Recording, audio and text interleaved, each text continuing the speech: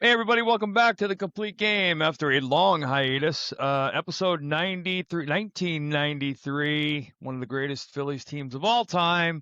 I'm your host, Curt Schilling. He is your co-host, Garrick Schilling. What's up, G? Not much. Yeah, we were on a bit of a hiatus due to the ice storm that I Yes. luckily was able to escape for a little bit of, but we Yep. lost We lost power. power. Yep. I do want to shout out some pretty exciting news in your life. I'd like to let you inform the audience what's happened. Yeah, over the weekend, I mentioned I got out of town. We went to Florida with the lady and my son, and I got engaged. So that is the big Congratulations. news. It happened on Very Sunday on proud. the Very beach, excited. so we're very excited. Thank you. Good for you. Couldn't be a finer woman, and Nolan, I'm sure, was all happy. Saw him all earmuffed up at the game, Yep, yep. which was awesome. Yeah, we went under the guise. We're big Bruins fans, so we went under the guise of going to the Stadium Series, which just so happened to be the best game ever, and we got engaged that morning. Yeah, So it was a good for great you. game. Good for you. So we've been away for a little while. Lots happened. Not a lot, but enough. With the biggest news I think coming today. But catch everybody up on the stuff that's happened since you and I were last on. Yeah, I mean, you mentioned it. The biggest news is Framber Valdez signed a 3-year deal with the Tigers, worth $115 million. And then it's been about 2 weeks since we last spoke. So in that time, we had Right. the Texas Rangers acquire Mackenzie Gore in a 5-for-1 deal with Washington, which is pretty crazy. Anytime you can trade 5 players for one guy. Yeah, yeah. We'll talk about it. And then Cincinnati acquired Eugenio Suarez in a 1-year, $15 million deal. And then Seattle, just 2 days ago, acquired Brendan Donovan from St. Louis after his first All-Star appearance. So, Yeah, Tampa snuck in on that deal too, as they yeah, always do. 3-way deal. They've been Yep. moving. Yeah. So let's start off with the Gore deal, and then obviously the Valdez signing today. But Texas got Mackenzie Gore, and peripherally, look at his numbers: power arm, young arm, number one pick, Padres guy, been traded a couple times. I don't know how good he can be. He clearly hasn't hit his ceiling yet in many ways, and there's no guarantee that he will. He's a guy who struggles with command, walks guys. If the command goes up a couple ticks, I think it's he's a one or a two, power arm, left-hander, all the good stuff. But I'm not sure where he's at and where they're at. I do know that, and I'm not sure. I can't remember. We can check. Mike Maddox was the pitching coach in Greg's brother in Texas. Nation-wise, I've always heard that Mike is one of the best best in the game. So if that's the case, then and Mackenzie Gore gets better, great deal, great move. Washington is in that mode, making changes and building, but so that remains to be seen. I think for the Rangers, I mean, you and I talked about it throughout the year last year, that if it's a move that works out, I mean, their pitching metrics were right there at the Yeah, top 5 in every major category. So it's something that would in a push hitter's ballpark, by the way. it's something that would push them over the hump, and they were so Yeah, close in that wild card race toward the end of the year. So it's a yeah, gamble. yeah. Well, and they're in that division: Seattle and Houston, and Anaheim and Oakland. Yep. So And yeah, then then the other then Suarez goes to Cincinnati. Love the deal, love the trade. You know, 15 million for 1 year for a guy who I would be very comfortable taking the over on 40 home runs next year, yep. especially in that ballpark. Again, another team too that was right on that wild card cusp, that was Yeah, like in it late and had every chance to make it. And this is the type of bat that him and Brendan Donovan were two of the bigger infield bats in this offseason that right. got taken off the board in the last couple of days. And you really don't expect a Francona team to regress. Not They won't get worse, I I don't don't, think. at least growing up in Yeah, my house. yep, they should get healthy and they should stay healthy in the ballpark. And Dela Cruz, his maturation, Hunter Green, a lot of talent there. So I'll be curious to see. They're and to me, in a very competitive division, because I think the Pirates are going to be players there this year. And then the Donovan trade, Brandon Donovan to Seattle, solid move for the Mariners, I think. Suarez didn't have a good second half there, so I don't know that you're really replacing his bat. But Donovan coming in, I think, makes them that much better with that pitching staff. I off the cuff, just looking off the top of my head right now on what is it, February 4th? I'd say Seattle has to be the odds-on favorite in the AL West. That sounds right. Yeah, And The Cardinals look to be in full rebuild mode, even though they say they're yeah, not. But and then the Rays keep and shuffling around players, as you mentioned. right. But the Cardinals rebuild mode tends to be faster than other teams because their young players generally aren't that far away from being established everyday big leaguers when they That's what call them up. happens when you're a good franchise, What? Why are you Whatever. shaking your head? You should be happy. Mike McCarthy. I am. Yeah, I am. And then the big signing was today. The Tigers snuck in there.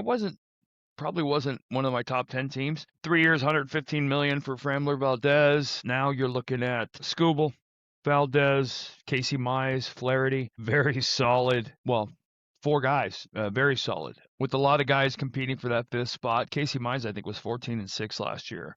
And Flaherty's a power arm, so I expect that to play itself out in Detroit in a good way. Probably the biggest news out of Detroit, though, is that Skubal went to arbitration yesterday, and we'll probably know tomorrow what the decision is. And he's either going to make 19 million next year or 32 million and break every record ever in arbitration, which just seems like a foregone conclusion to me.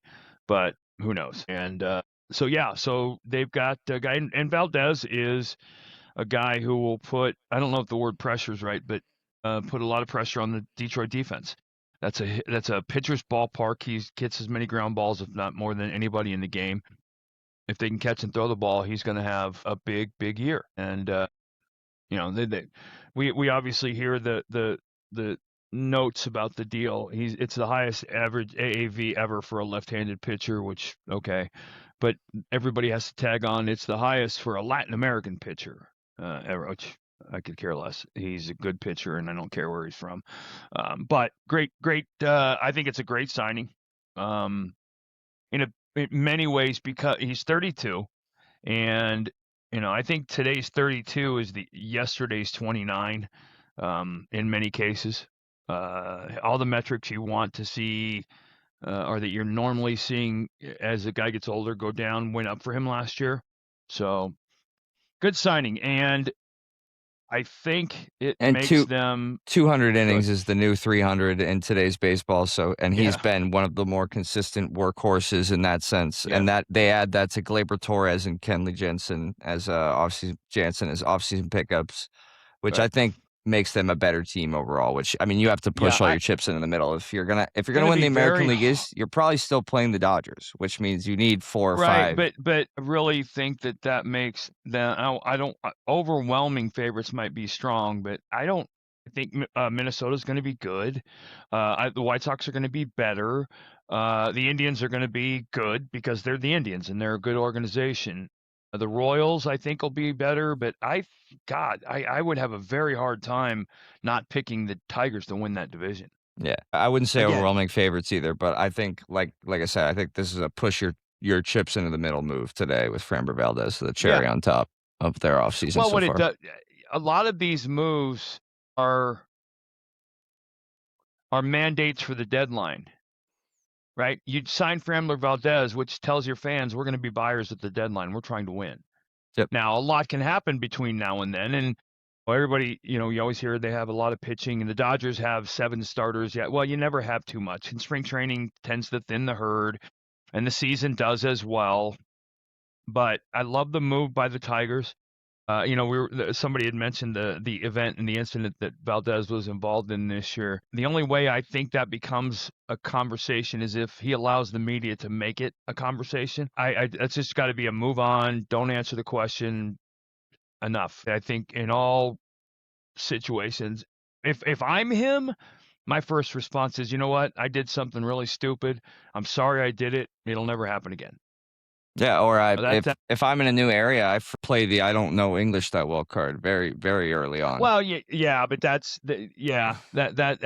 generally turns the media into not opposition, but you're in Detroit. I mean, it's Detroit media, so who cares? But I'm saying that very tongue in cheek. yeah. No, I know.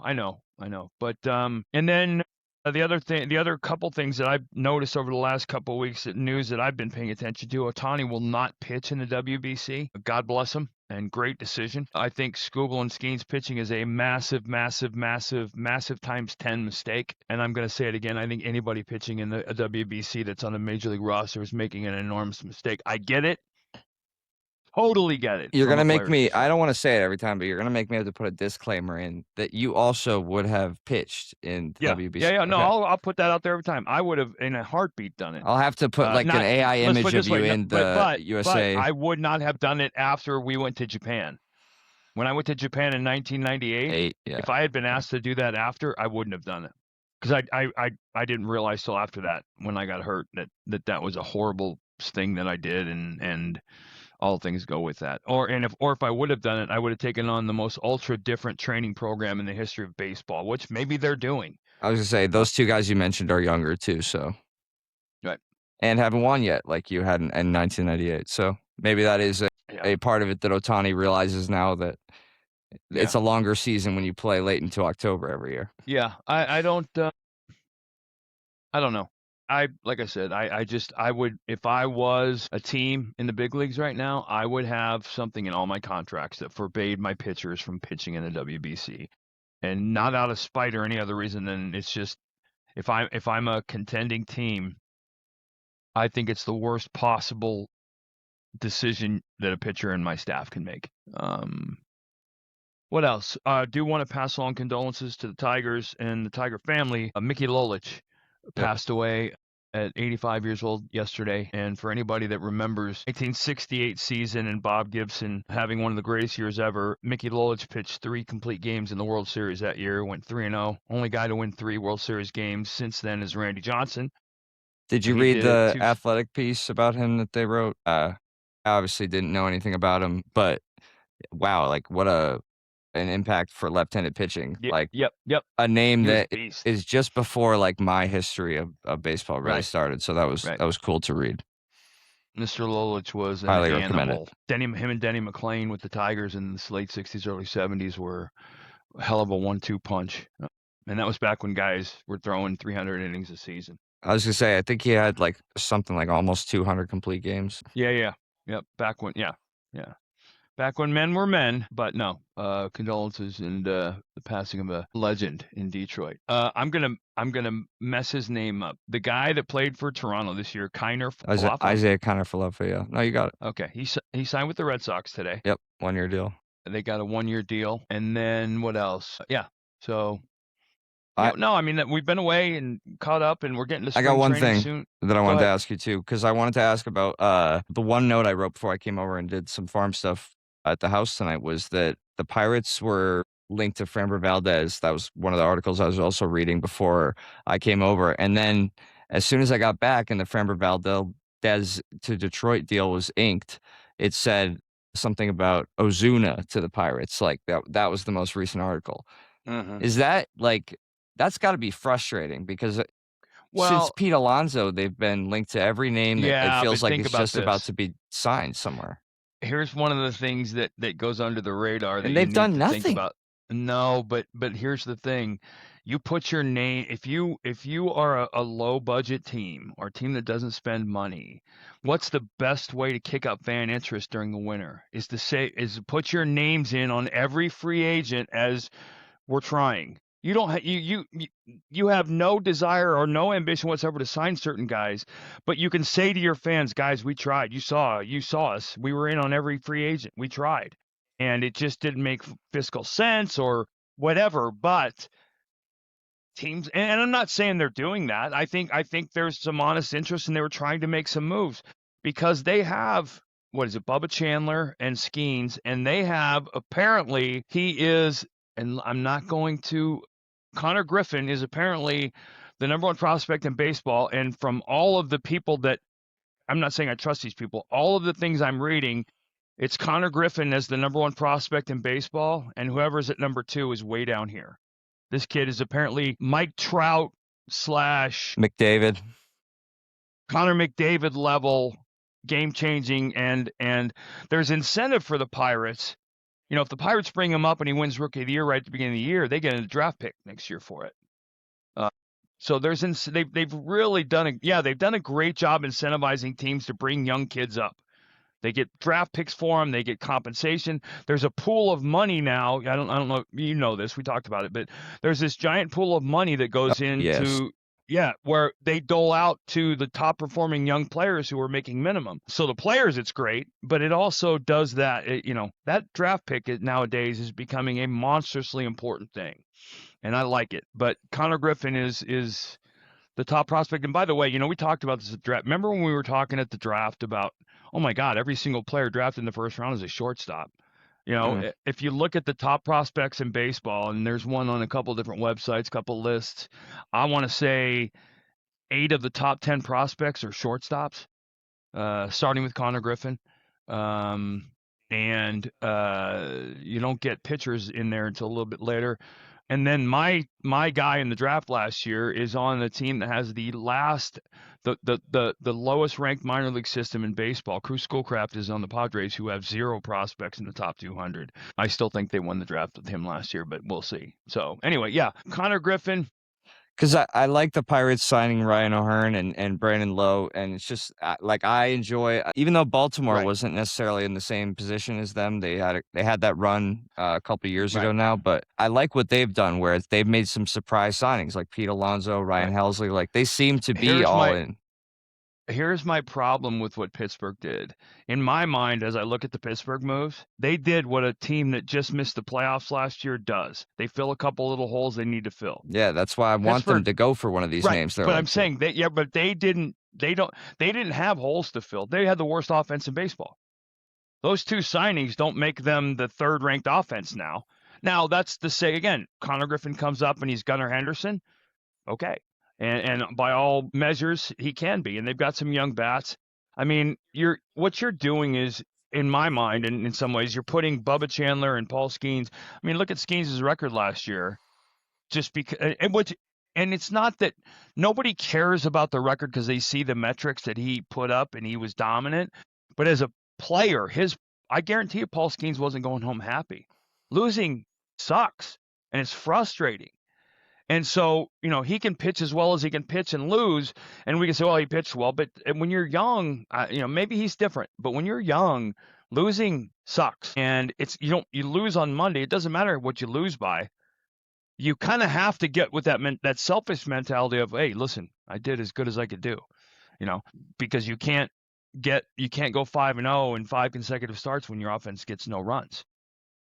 You have to hope you go 0-0. It's also when you're giving up so little runs over the course of a year, it's got to be so. I mean, I can't really speak to this past like the junior high level, but when you're getting 5 runs of run support, giving up 2 runs feels a lot less bad than when it's a 2-1 game all the time.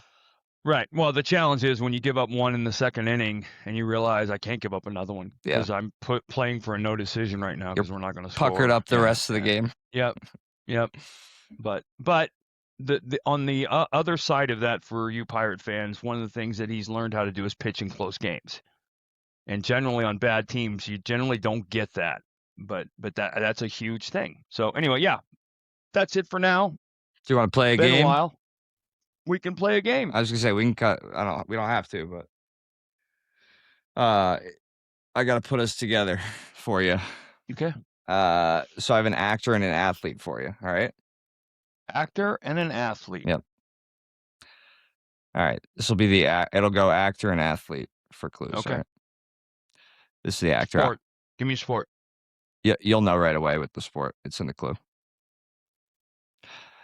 I'm 47 years old and have appeared in a slew of film and TV since I was 19 years old.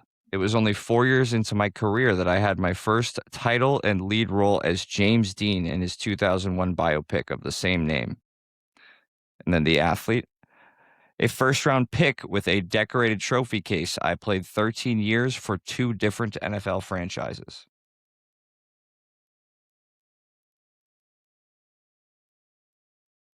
Oh, I can't remember who played James Dean. Okay. Next. Okay. My heyday of the late 2000s and early 20s saw me in Spider-Man, 127 Hours, Pineapple Express, and This Is the End. Okay. Do you want the athlete clue or do you have a guess? I got the. Okay. athlete. I went to Penn State before starting my illustrious NFL Hall of Fame career, where I had over 90 rushing touchdowns and was a member of the 10,000-yard rushing club. James Franco Harris. There you go. Yes. Nice. I thought that one was going to be harder for you. No, that was good. The second actor clue nailed it for me for the actor. Yeah. Okay.